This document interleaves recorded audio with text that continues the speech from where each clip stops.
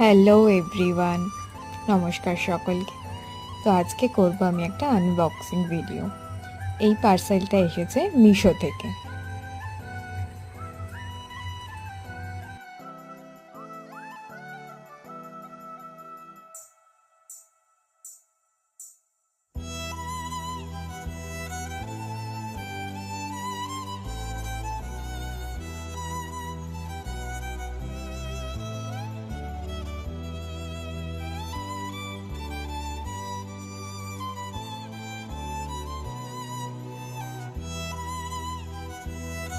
আর এই ভিডিওতে আমি যে লিপস্টিকটা পরে আছি সেটা আমার মোস্ট ফেভারিট কালার, মেবেলিনের। শেড নাম্বারটা 005।